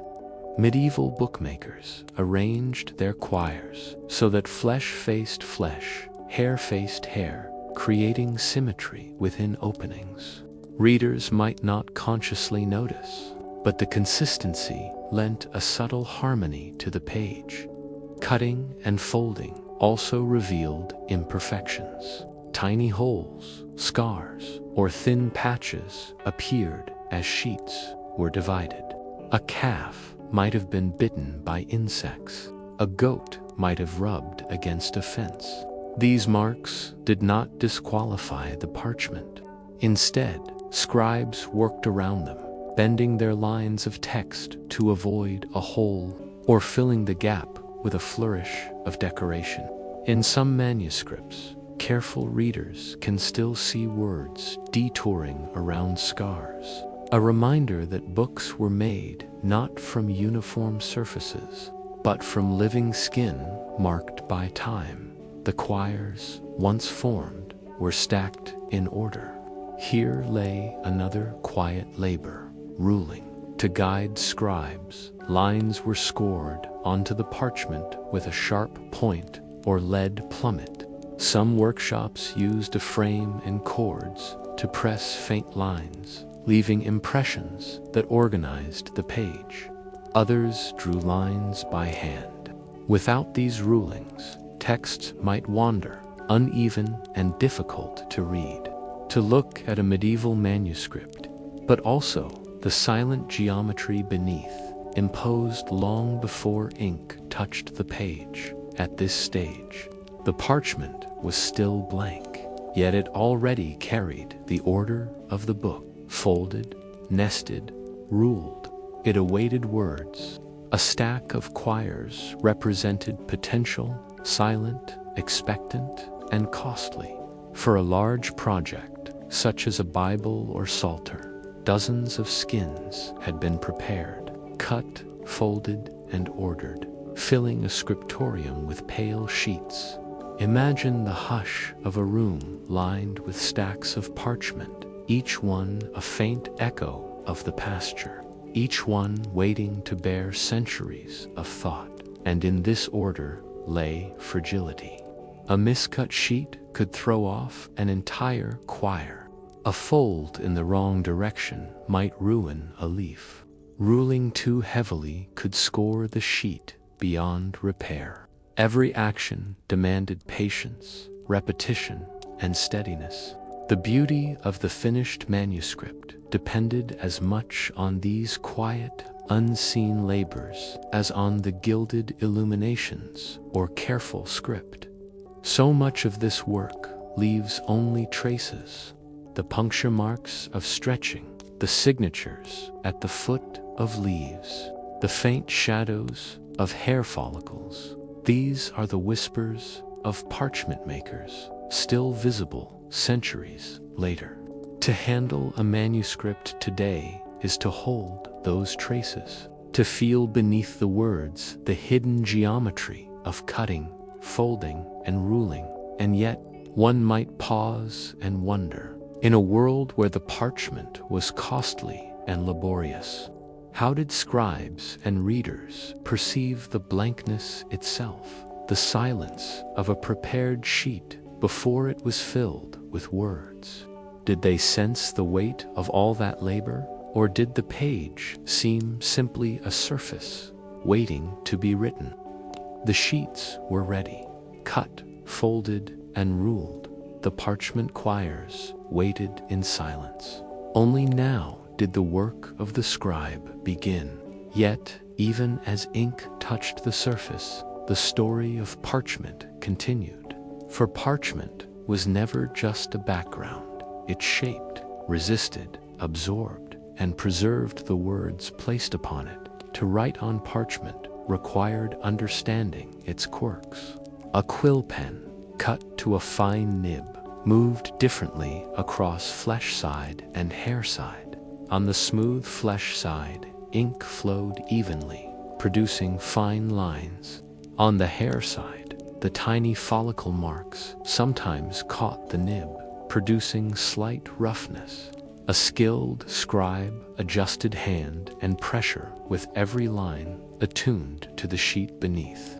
Writing was thus a dialogue, quill to parchment, hand to surface. The ink itself sank differently into parchment than into paper. Instead of bleeding outward, it sat clearly on the surface, dark against pale. This gave manuscripts their enduring legibility, but it also meant errors stood out. A mistake could not easily be hidden. Yet parchment's resilience allowed another possibility: erasure. With a sharp knife or pumice, a scribe could scrape away ink, smoothing the surface once more. Traces often remained faint shadows, ghostly letters beneath the new script. These palimpsests, as they are called, became layers of memory, with old words surviving beneath the new. Palimpsests remind us that parchment was too valuable to waste. A sheet represented hours of labor and the life of an animal. To discard it lightly would have been unthinkable. When texts lost value, a theological commentary fallen out of favor, or a charter made obsolete, the parchment could be scraped and reused.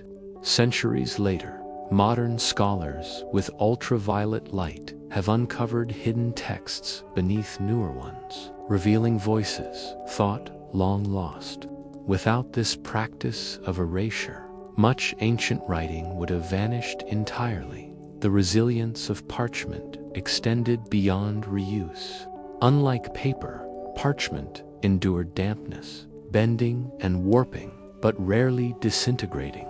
Manuscripts stored in monasteries, sometimes neglected for centuries, often survived remarkably intact. Even when books were torn apart for binding scraps, the fragments endured, reappearing in the spines of later volumes. Parchment lived long lives, repurposed again and again.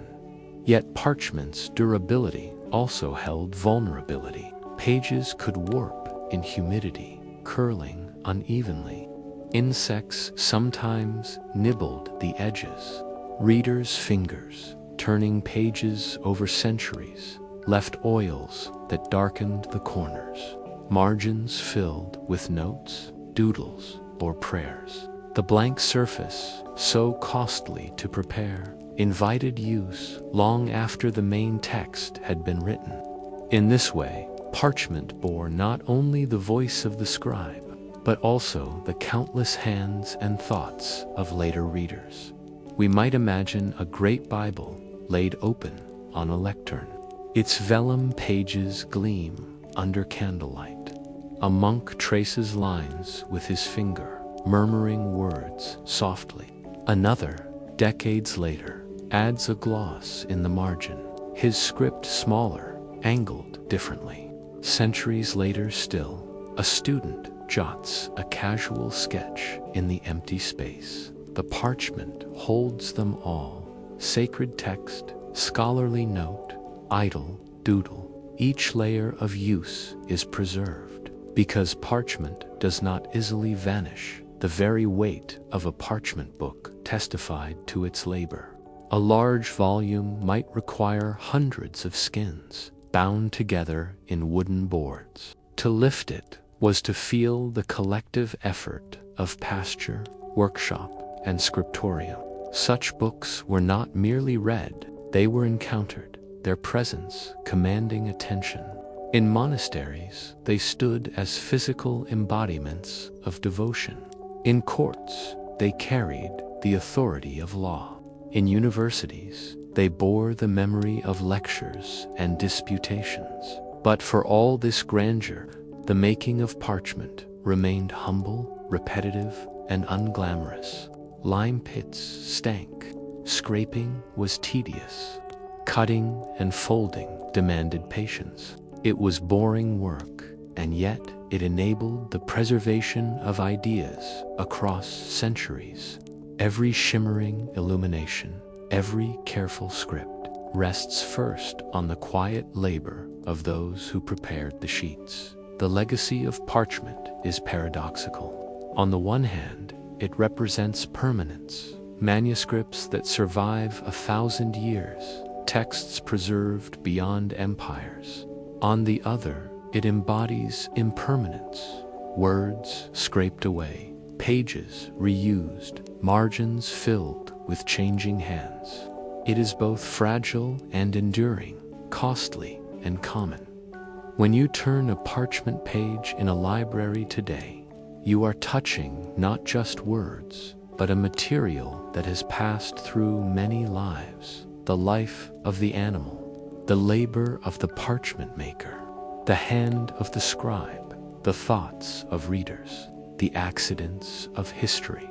The page is not blank, even before ink. It is layered with memory, marked by work, carrying the weight of centuries. And so, one might ask, when we celebrate the beauty of medieval manuscripts, do we remember the countless unnamed hands that scraped, stretched, and folded skin into knowledge? Or do we see only the finished text, forgetting the quiet labor that made it possible? Story 6. Gardens, fountains, and the silent work of Ottoman gardeners. When you approached an Ottoman palace, mosque, or madrasa in the 16th or 17th century, you did not simply step from the dust of the street into the grandeur of domes and courtyards. First, you passed through a garden. These gardens were not wild or tangled places, nor did they strive for the dramatic displays of later European landscapes. Instead, they were measured, symmetrical, and deeply tied to Ottoman ideas of order, refreshment, and quiet retreat. The threshold of a garden marked a shift in pace. Outside, the world bustled with merchants, animals, hawkers, and carts. Inside, one found gravel paths, clipped hedges, and the sound of running water. Fountains, channels, and pools were common features, their steady trickle cooling the air. Cypress trees rose straight and solemn, while fruit trees bent low with figs, pomegranates, or mulberries. The layout was often geometric, with squares and rectangles arranged around central pools. In some spaces, tulip beds spread bright colors in season, a reminder of the empire's fascination with these delicate flowers. To the Ottoman elite, such gardens represented both worldly pleasure and spiritual symbolism.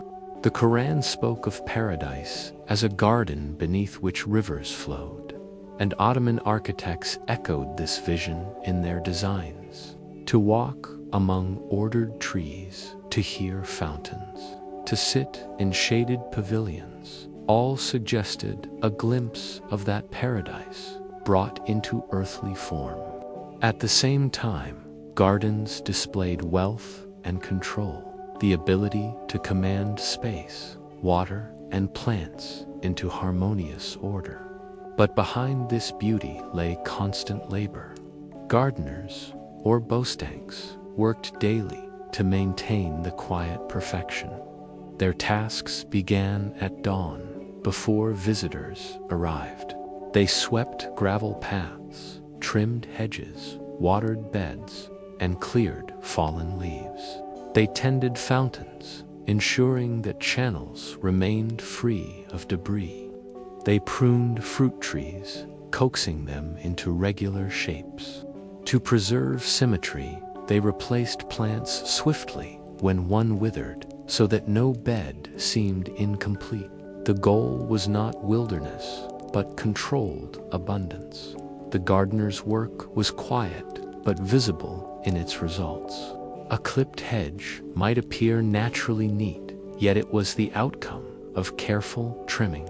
A fountain's clear trickle reflected hours spent cleaning channels and balancing flows. Even the silence of shaded corners, seemingly effortless, required constant sweeping, watering, and attention.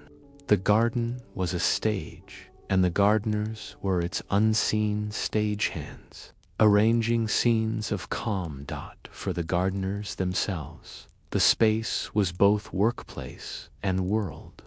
Many lived within or near the gardens, especially those of the palace. The imperial bostanks formed a corps in their own right, answering to supervisors and integrated into the palace system. They wore simple garments suited for labor, and though their work lacked glamour, it carried trust. To serve in the Sultan's gardens was to move daily through spaces close to power. Even if one's role was to sweep paths or trim vines, the presence of fountains added another layer of meaning. Water was not merely decorative, it was a sign of prosperity and a source of refreshment. To keep water flowing cleanly, gardeners checked channels, cleared moss, and patched small leaks. Pools had to be skimmed of leaves and dust. The sound of water, so central to the garden's atmosphere, was the direct product of this continual labor. Without the gardeners, fountains would stagnate, and pools would cloud over. To step into such a garden today, perhaps at Topkapi Palace or in the courtyards of old mosques, is to sense still the same contrast: bustle outside, quiet order within. Yet the survival of that order was never automatic. It rested on unending tasks, repeated daily, season after season. The cypress did not rise straight on its own. The paths did not remain clean without sweeping. Every detail of tranquility was anchored in someone's labor, hands guiding water, trimming branches, and shaping soil. And so one may pause at the gate and ask, when Ottoman visitors saw paradise in these gardens, did they also see the men who maintained them? Or did those figures remain invisible, hidden behind the serenity they created?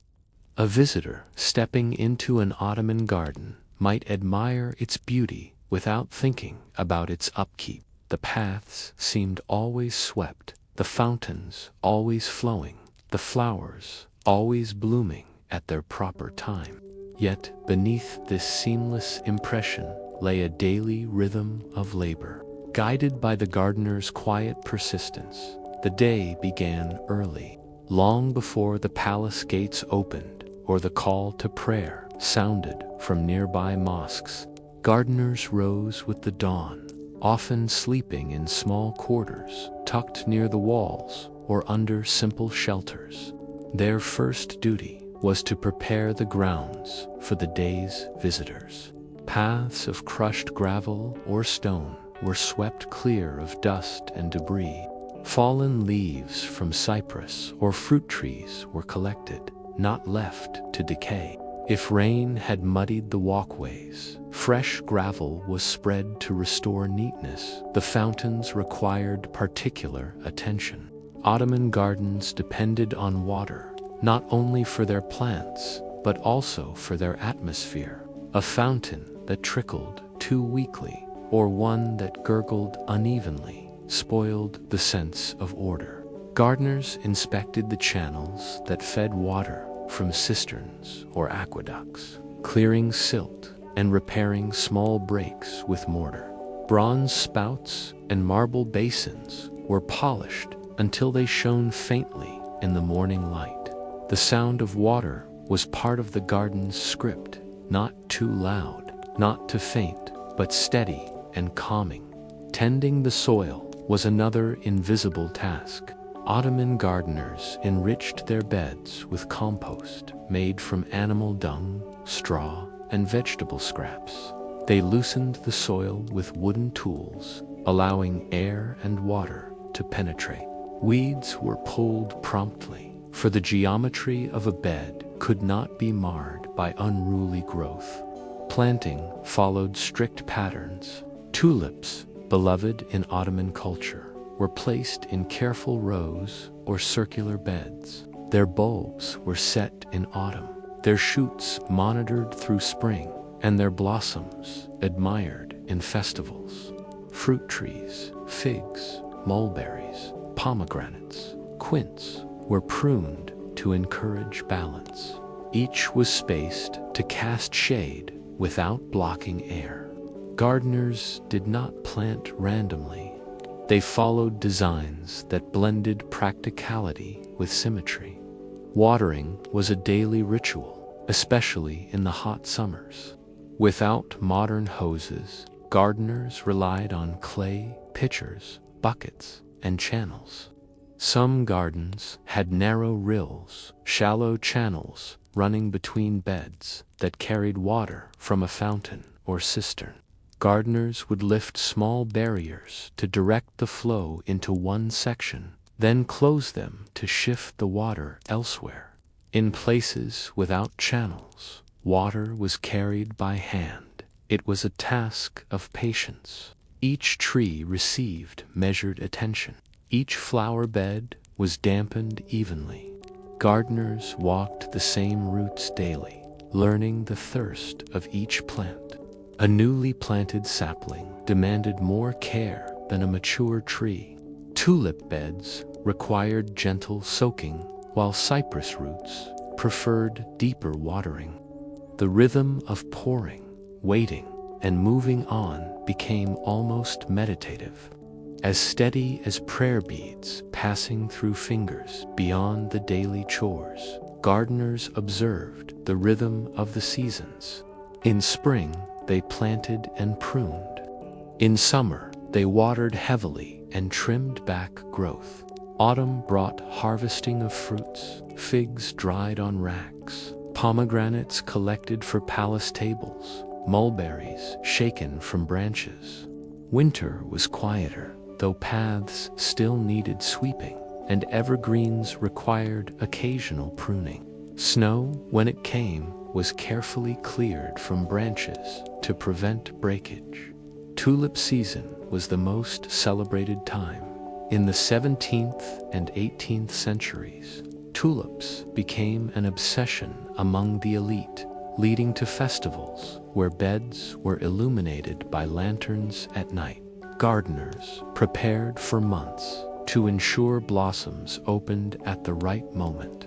A tulip blooming too early or too late was a failure of timing, disrupting the planned display. Behind the brief spectacle lay hours of bulb selection, soil preparation, and constant vigilance against pests. The gardeners themselves formed a quiet community. At the palace, they belonged to the Bostock Corps, a semi-military unit with duties beyond horticulture. They guarded palace grounds, patrolled waterways, and even carried out executions on the Sultan's command. Yet, their daily life was dominated by routine garden labor. Dressed in simple robes and felt caps, they blended into the background, rarely noticed by visitors. Training passed from older gardeners to younger ones. Skills were learned not from books, but by watching, repeating, and adjusting. how to prune a fig without stunting it, how to balance a fountain's flow, how to prepare soil for tulips. All this knowledge lived in hands and habits. A new gardener might spend weeks only sweeping paths before being trusted with pruning shears or water channels to those who strolled the garden's courtiers. Students, travelers, the labor of the gardeners remained largely invisible. People noticed the fountain, not the man who cleaned its basin at dawn. They admired the tulips, not the gardener who bent over them in autumn rains. Yet the serenity of the space depended entirely on this hidden rhythm of care. Without the bowstanks, the gardens would have become wild, the fountains dry, the paths untidy. The silence of the gardeners mirrored the silence of the spaces they created. Both were intentional, both required discipline, and both gave the impression of natural ease while concealing human effort. The order of the Ottoman garden was, in truth, the order of the gardener's hand, repeated each day in quiet persistence. By the early 18th century, the Ottoman garden had become more than a place of shade, water, and fruit. It had taken on symbolic weight, reflecting the empire's sense of order and beauty. At the center of this symbolism stood the tulip. For decades, the flower captivated court and society alike, shaping not only how gardens looked, but also how they were imagined. Tulips had long grown in Anatolia, but by the 16th century, they were carefully cultivated in Istanbul. They came in countless varieties, single-petaled, double-petaled, streaked with flame-like patterns, deep reds, soft whites, pale yellows. Their beauty lay in their fragility, for they bloomed only briefly, and once the season passed, they vanished until the next spring. For Ottoman elites, the tulip became a symbol of refinement. Collecting rare bulbs, naming new varieties, and arranging them in garden beds turned into a quiet competition.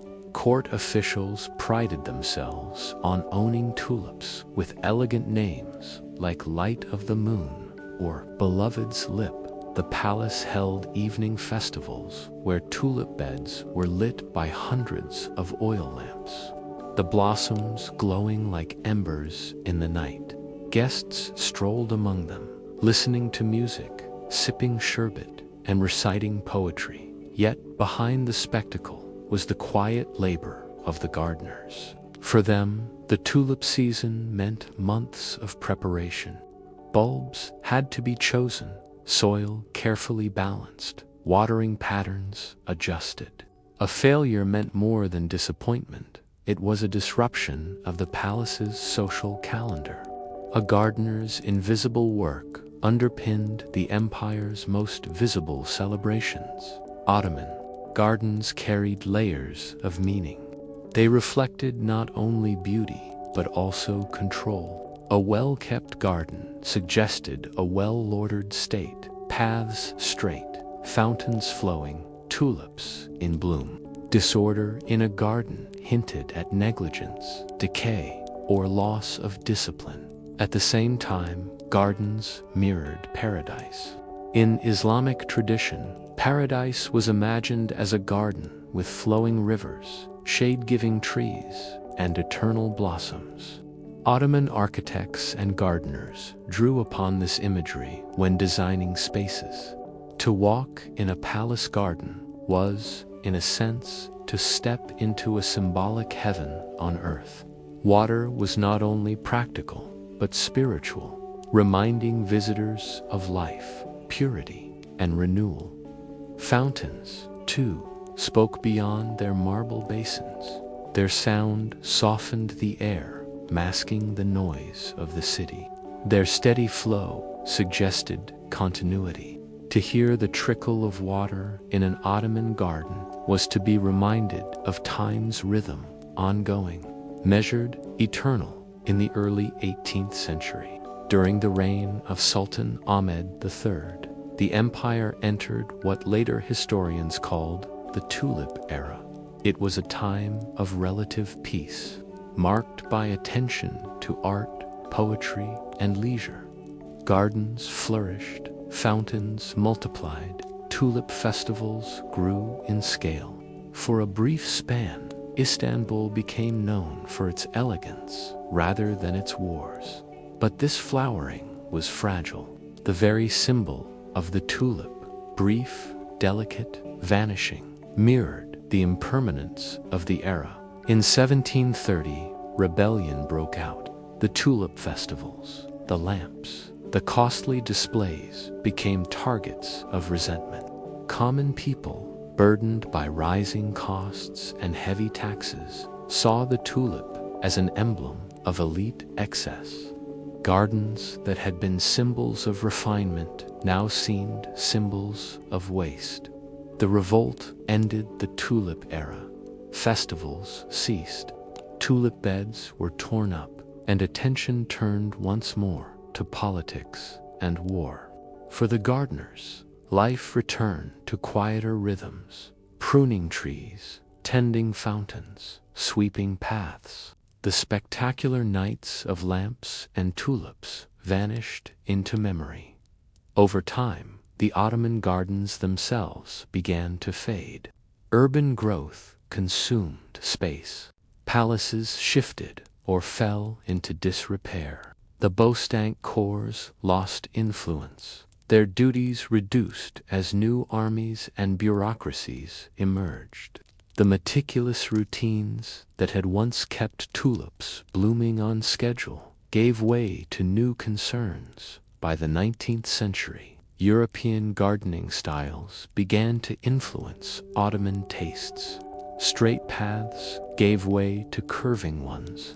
Native flowers shared space with imported species. The Ottoman tulip, once the symbol of refinement, became a quieter presence, overshadowed by roses, hyacinths, and exotic imports. Yet echoes of the old gardens remained.